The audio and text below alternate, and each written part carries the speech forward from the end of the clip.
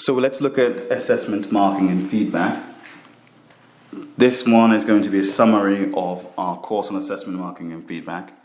And the first part I would like to talk about is data versus change. So there is evidence to suggest that a lot of what we do with regards to marking and feedback is just to collect data. We can collect this data, we can put it on databases, and then we can do mathematical constructs to it. We can find out the mean, the median, the mode. We can compare it to last year. We can utilize systems to see to what degree a student is on track to a grade that was calculated by way of some sort of formula that's manifested from some sort of computer program.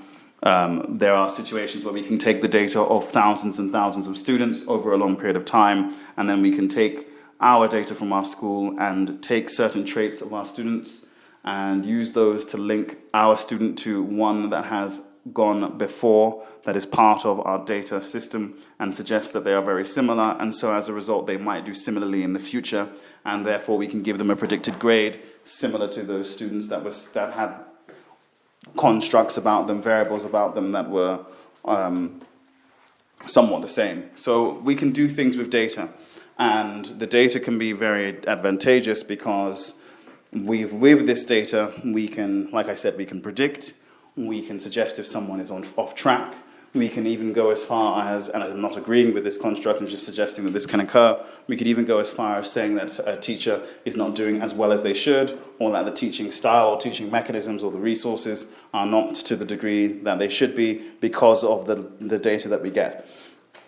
But one thing that we must be aware of is that the vision of the school needs to be to produce alumni that can fulfill their goals because of the skill sets they have. Yes, they need grades to enter certain institutions, but they must have a skill set and a mindset, and they must be willing to take on responsibility. And if that is your goal, data should come second to the construct of using assessment to change your teaching to fit the individuals in that classroom. And of course, the greater the number of students in the class, the more difficult this may be, particularly because editing your teaching to fit individuals can become more complex depending on the variety of those individuals, and the larger the number of students, the more variation you will get in a classroom. But feedback from assessments is a very good way to then decide on what topics to concentrate on, to work on to figure out what weaknesses are, to make it clear as to what the strengths of the class are, to then utilize for perhaps motivation, or to develop self-efficacy, belief in the student's ability to achieve by illustrating the progress that they've made. There is a lot that can be done with data, but there is a lot more that could be done by editing your classes, your teaching, your habits, and the language that you use in the class based on assessment data. As a result, I would suggest that one of the most important things that we can do is to take assessment data and then ask ourselves, what can we do what can we change in our classroom based on that assessment data over the next period of time? And of course, the more strict your curriculum is, that is, the degree to which that you have to do things based on certain times in order to complete a curriculum, the less that you have room for change. But that is why curriculum should have some level of room for change in order for assessments to not manifest just data that is recorded and then statistical analysis to be done with it, but more for there to be change in the classroom based on that assessment. Finally, I'm going to talk about three more things, and that is marking versus feedback. That is to say that with regards to marking, we need to be aware that that is not the same as feedback, and one of our issues, and we'll talk about this further later, is that we often assume that they're the same thing, but they are not. Marking is the actual deciding of what is correct and what is wrong, and then the production of a grade, which then produces data. Feedback is the act of suggesting what was good, what can be improved, how to improve, what must be worked on, what revision techniques may aid in moving forward, and so on and so forth. It is the specific feedback to the students in terms of what actions they can take and that you can take for progress. The marking itself is the production of the data, and those things need to be discussed separately. Secondly, the construct of marking of a set of marked books being a sign of good teaching. I don't judge that to be the case. I don't believe there is any evidence for that to be the case.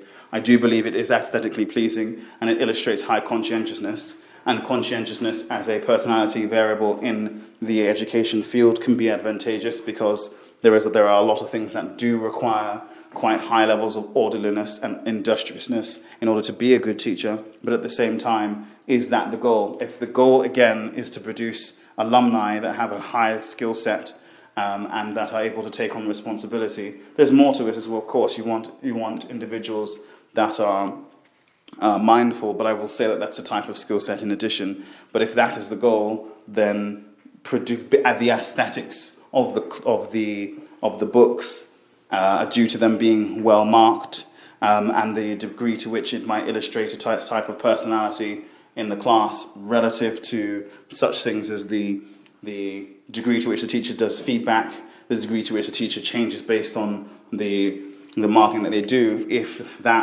If the goal is, as I described, if the vision of the school is as it should be, then a good set of marked books is not a construct that we need to care about too much, some might say.